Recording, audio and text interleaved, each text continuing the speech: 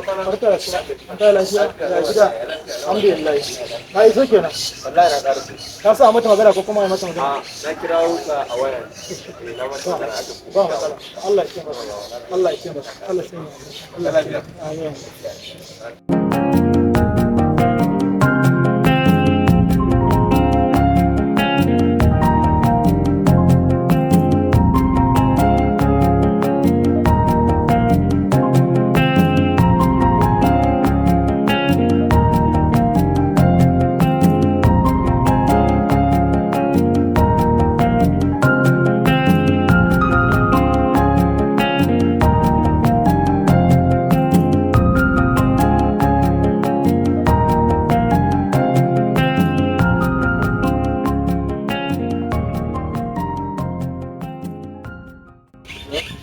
Salamu alaikum.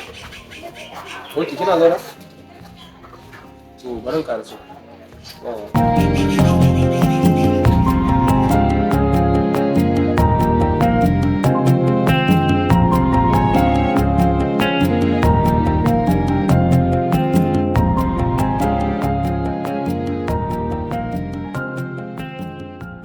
Salamu alaikum. Aziza, barka da wannan lokaci. Barkanka, ya gani ya kake? Kamar kullum dai ina cikin ƙoshin lafiya. Kin shanye bawan Allah a rana? Tun ɗazu ina waje ina jiran ki. Ka yi haƙuri, kwalliya na tsaya ina yi tun ɗazu shi yasa.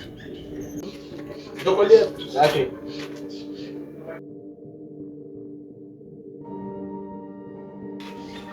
Ko ba ni aka yi kwalliyar nan ba? Dan buɗe in gani ne. To shi kenan Aziza, idan har ni aka yi kwalliyar nan ya kamata a buɗe min gani.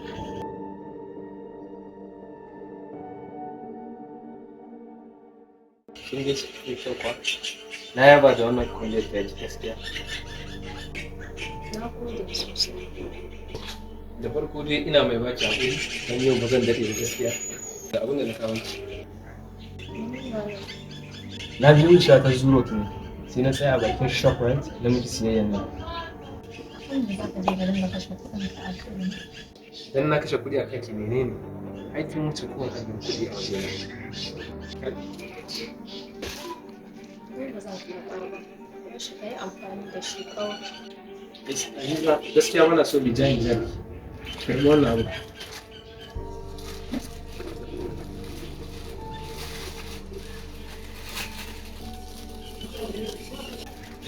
Na gode sosai, Allah ya saka da alkhairi. Abin suna ali.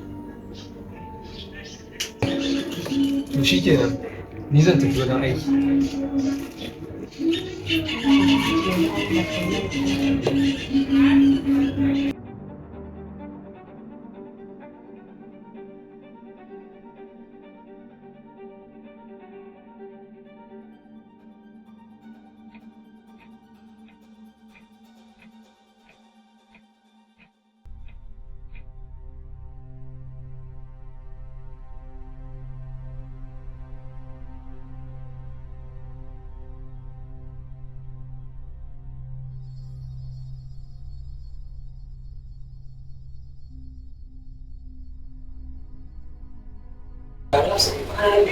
har gaba ɗaya kawo yarinyar nan ce ta ɓoye kawai kwana biyu na shigo area ma ba na ganin Rayuwa ce ta canza sai a ko kasuwan ma yanzu ba ka dai ka inda daidai yanzu ba ka amma dai yanzu ka bar harkar yaron nan ko ina dama yanzu ba harkar da ta harkar kwayoyin kawo kai yaro ina ga harkar da kawo a wuce ros kai baka san harkar yaran nan wani irin kuɗi nake samu ba kai ka san kowane yaro nawa yake kawo ba a ban sani me ya kawo faɗa da ros kai shi kawai dan idan na gawa irin kuɗin da nake samu sai ka ba harkar kwayoyi ba na son ma daga ina da kishi a wannan harkar a hawa wasu ai zai kishi da ai kai mai gida ne wasu dama wallahi ina so in tambaye ka wani abu tambaye ni ina jin ka wasu ina kake tura yaran nan ne in ka same su ba inda ba na tura yaro ina ba ni har outside ma ina aika ni fa da kake gani na international design university an gane wasu turi amma na tura su kudu saboda sun fi kawo mun kuɗi gaskiya ne wasu business din nan ba ya tankawa ni abin ya fara burge ni ma wasu ina mamakin ba ni ake da yaran nan kalle su fa duk kaza ne ka rasa ma ne ake yi ma da su wanda yasa ni ce ma kai yaro me maganin mata kuɗi me maganin datti ruwa ai da an wanke su za ga sun yi fes ba za ka gane su ba yara ne ba fata su ruwan take duk abin da aka samu su a kwalwarsu za ka ya zauna kamar da shi aka haife su ha wasu ba ka faɗa me ake da su ban an taɓa da su ko cinye su ake yi ne wancan lokacin gudu ya da kuma ɗan miski ina fata dai wannan karan da alheri saboda wancan lokacin zuwanka san bai mana da ba alkhairi ne mana mala ana mun ko da yaushe ni da alkhairi ne ke zama wancan karan ba alheri ya kawo ka ba kai duba da yanayin rabuwar mu da kai wurin nan yadda muka yi tsiya muka yi kace da mu da kai ai baka zo ba ai wancan lokacin ba alheri ka kawo mana ba kawa mala abin da ya riga ya wuce a ka'ida da abin da ya wuce ba a dawo da shi ba yanzu ya kamata mu fuskanci abin da za a yi a nan gaba ina haka yi magana ta to da farko dai malam ina mai bada haƙuri sakamakon abin da ya faru a baya da ya wuce sannan kuma ina buƙatar cewa ina so kai nazari akan abin da faɗa mana nan gaba ina jin yanzu menene ya kawo ka a wancan lokacin mun yi magana da ni da kai da sakamakon mutane da suke tare da kai ta iya ba su baka ka fahimci abin da a bayi sa na zo ga ni ga ka mu tattauna akan maganar na'am daman magana ce akan wannan ɗaliban naka wanda suke bara to ko yau ma da zan zo nan sai da na gansu a kan titi suna bara suna bin gefen titi suna bin motoci abin kamar a sai ka tausaya musu ma ka gan su malam gaskiya zan ce ya kamata ka duba lamarin yaran nan kullun rayuwa tana daɗa wahala abubuwa canzawa suke gashi yadda ka san take cakuɗe da ƙabilu da dama ganin yadda yaranmu suke garran mu akan tituna ne hakan shi yasa kabilar da bata kai ta Bahaushe ba take rena Hausa da ko Bahaushe to na ji ka yanzu me kake so a yi alhamdulillah na ji daɗi da ka fahimce ni ko na ji daɗin tambayar da kawai makarantarka ba za a daina yin ta ba haka zalika ko ba za a kulle ta ba saboda ilimi ake na addini wanda shine sama da kowane ilimin da mutum zai koya a rayuwarsa abin da nake so da kai malam ya kamata ka kira duk iyayen da suke cikin wannan makarantar ta gaba daya ka tunatar da kowane uba cewa yana ɗa a cikin makarantar nan wanda nauyinsa na ciyarwa da tufatarwa da yake kansa a cikin kowane abu da uba ya noma da ya tsakuro da ya ba ɗan nasa da ya kawo birni shi ma ya samu ya ci sannan ya riga zuwa makarantar lokaci bayan lokaci ya riga duba lafiyar ɗansa kamar yadda ake a makarantar kwana in dai karatu suke yi ba bara ba domin shi karatu yana da wani abu tsakanin mai koyo da mai koyarwa wanda ya an sami yanayi mai kyau sannan ake samu rayuwa inda yunwa ko rashin lafiya ko yanayi mara kyau zai sa koyo ba zai yi ba dole sai da yanayi mai kyau ake samun fahimta a shi karatun wannan shine kawai rukuna malam to na saurare ka kuma na ji wannan maganganun naka amma ka san wannan tsarin naka ya saba wa tsarin da muke kai wanda muka taso muka gaba muke kai tsarin da kake magana akai malam in ji haka yake to wallahi ba daidai yake ba kai dan zamani ka fita ido na rufe kaji malam mudi gaban ka tun kafin a haife ka nake harkar koyarwa nake tura yara suke zuwa su bara su yi abin da nace su yi za ka kalla ka gaya wa cewa ba daidai nake ba yi za ka kalla da ido na kai mun zali ku zo nan na kama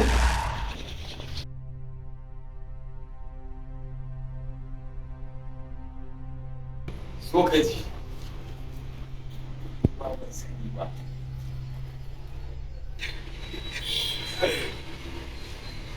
Ka gane na ji labarin an ce in an kai su gudun nan ana canja musu addini amma ni ba sani ba ko gaske ne ko ƙarya ne ko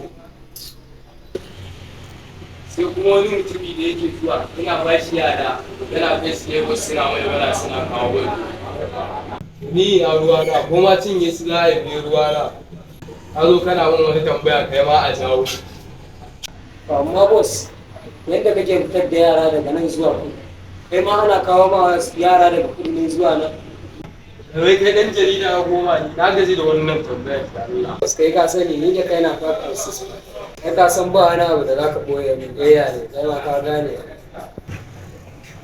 to shikenan amma da wannan tambayar ba zan ƙara amsa ba wata ba ai gawa ba taɓa kawo min yara daga kudu to amma boss me yasa ba a kawo ba yara daga kudu ka gane ni ma ina mamaki duk talaucin kudu ba sa barin yaransu a kan titi da an ka samu damar ɗauke su za ga yaransu daga gida sai makaranta ba wani iyaye za ga yayansu ba sa wuce biyu zuwa uku sai da samu damar kulawa da su amma ka ga ɗan arewa za a gan shi a gidan haya ƴaƴan sun fi 20 ba dole su ta turo mana su ba mun kuma bi ta kama su a cikin kuɗaɗe.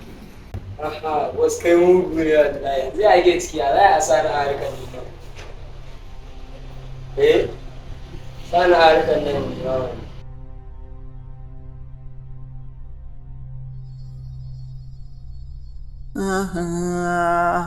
gyara kayanka gyara kayanka gyara kayanka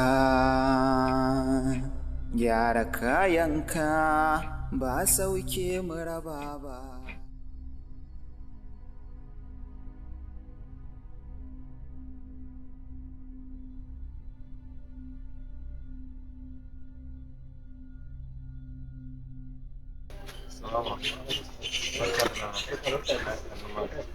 kamar na so ya shaida ka ko? Wannan sako ne daga kotu shine sammaci. Kotu daga kotu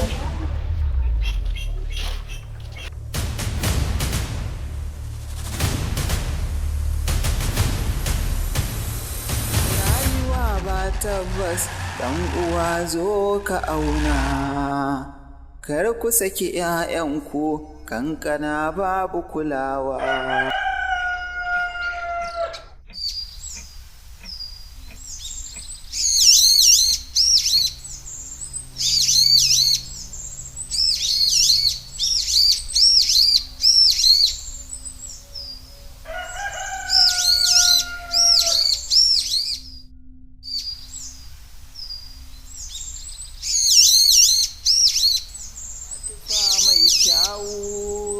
duniya ka sha'ahu wasu ma an sace su rayuwar su kila wakala gyara kayanka gyara kayanka gyara kayanka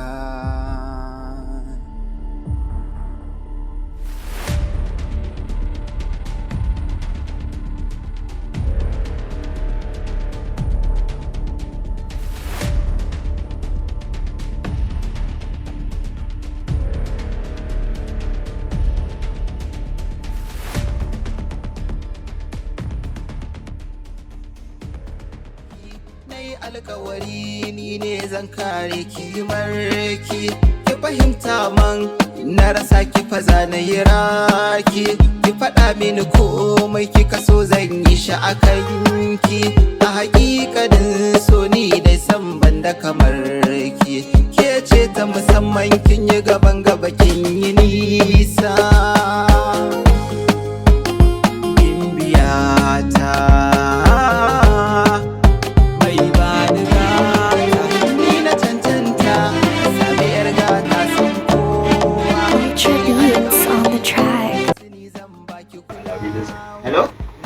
Hello, bana jin ka. Fasam bai faduwa cikin adama da ya ce ta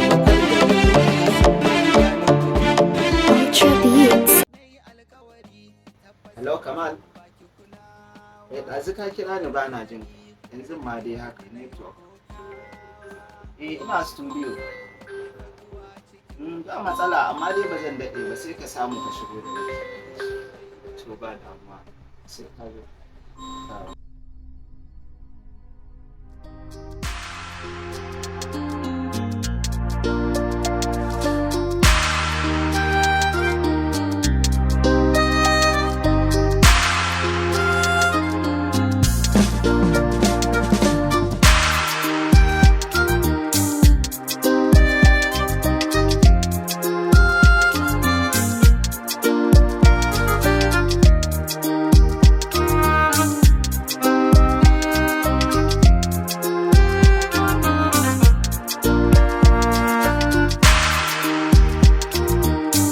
Mustapha Boko.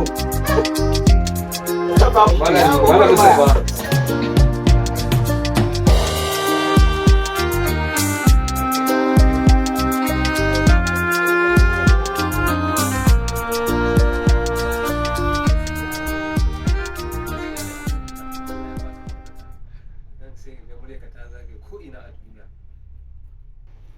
Kamar kenan ka san komai lokaci ne. Allah ne shi ne ke iya ba da wannan ɗaukakar, muna fatan ya sa mu gama lafiya. Amma ka san wani abu game da wannan ɗaukakar, ina fuskantar ƙalubale sosai. Kalubale kuma? Kai ma kuwa da gaske. Ka san sha'anin ɗaukakar sai abu ko ina in za ka je fuskar ka a rufe, wasu abubuwa ga mutane jama'a ko da yaushe dai ana cikin abin nan ɗin, kuma in ka ce ba za ka yi abu ba sai a gaba ba na samun sukuni ko kaɗan. Sukuni kuma? Kamar ya kenan? Wallahi to duk inda za ka je sai kana ɓoye kanka, in ba haka ba sai mutane su abu nan. Sannan kuma kai yawo ko yaya kiran waya ko da yaushe. Har kamar kai yanzu yadda ka tashi ka taho daga gida ka zo kaga da a ce ni ne kafin na zo na mai hoto na magana, mai tambaya akan waka na magana, masu cewa mu fans ɗinka ne na magana, ga su nan dai abubuwa dai da yawa. Ba za ka samu kai uzurin ka cikin lokacin da ya kamata. Gaskiya dai akwai takura a wannan, amma ta a ra'ayi da ya san da Dama daga nesa haka abin yake. amma ko ina matuƙar son zama celebrity. Ka duba fa jiya postin ɗinka na Instagram a cikin minti 30 na ga like sauran 30,000 da wani abu, sannan ga comment sauran 10,000. Wannan ba dama bace mai kyau da har sami ka.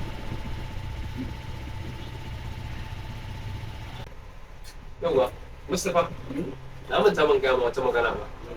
Ranar Asabar za mu yi zaman kotu. Kotu. Inna lillahi wa inna ilaihi raji'un. Abokina, me ya haɗa ka da kotu kuma? Me ya faru? Wai ka manta ba mu yi magana nan da kai ba? Na manta. Maganar yaran nan masu bara a gefen titi. Wace magana kenan? Ta yaran da suke bara a titi har mashin ya make ɗaya a ciki nake baka labari. Oho, na tuna. Wallahi na ɗauka ma da wasa kake. Da wasa? Kai, ai ba wasa a lamari na. Rana sauran Allah da za mu je mu zama farko. Sa'a can ka ce fa. Ba su zama a kotu, insha Allah. Gaskiya abin da kai ya ban mamaki fa. Wallahi na ɗauka da wasa kake. Na faɗa ma lamarin tura yaran nan gara fa ba fa yanzu aka fara shi ba. Babu wanda ya iya hanawa sai kai. A matsayinka nawa ga iyaye na da haƙƙi, ga gwamnati na da haƙƙi, ga manya masu ruwa da tsaki, amma sai kai ina.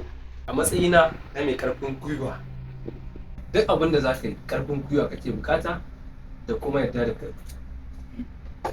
Maganar ka gaskiya ce, to amma yanzu me kake bukata daga bangare na?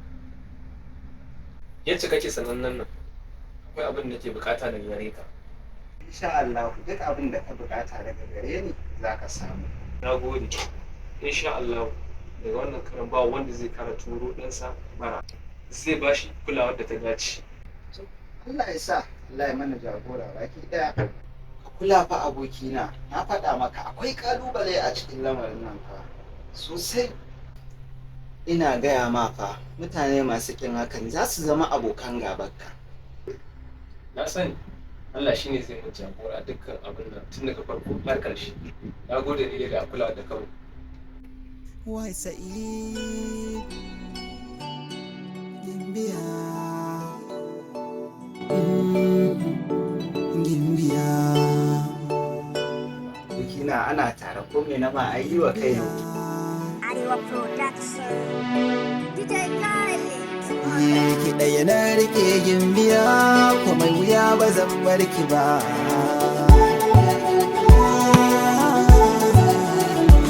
Da fari dai kamar da wasa na ji a rai kina burge ni, ina kallon ki ne a nesa ya zanyi ne ki ɗan sanda ni.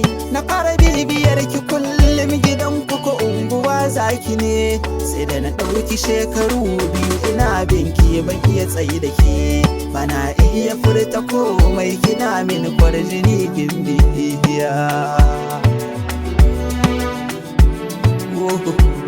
Rana guda na bigi kirji na rantse walla zan tsayi da ke, na je gidanku na yi tsayawa ina ta jira ku zaki leke, haka na kara ci zamana na koma gida kamar amake. Kawai abokina ya ganni ya ce awwal faɗan gaskiya, kuka kake rana da safe tsawon lokaci ina bibiya.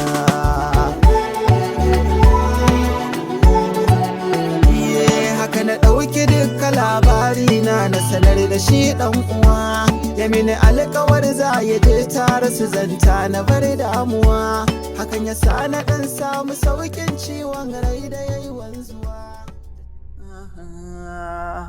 Gyara kayanka, gyara kayanka, gyara kayanka, gyara kayanka.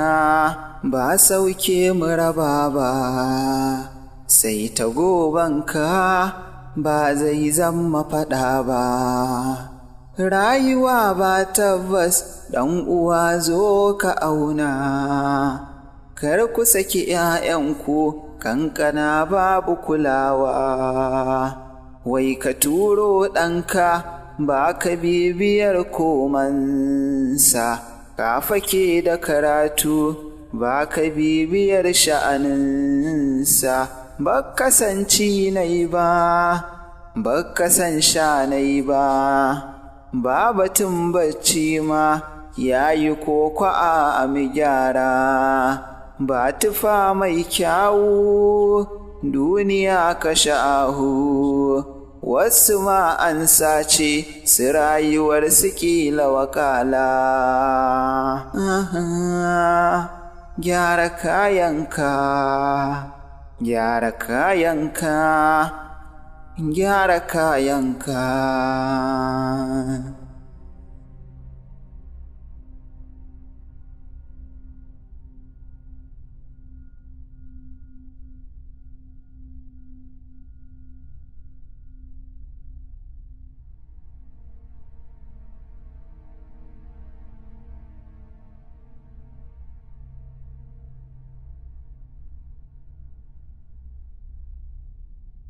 Rayuwa ba tabbas ɗan uwa zo ka auna, kar ku saki ‘ya'yanku kankana babu kulawa. Wai ka turo ɗanka ba ka bibiyar komansa.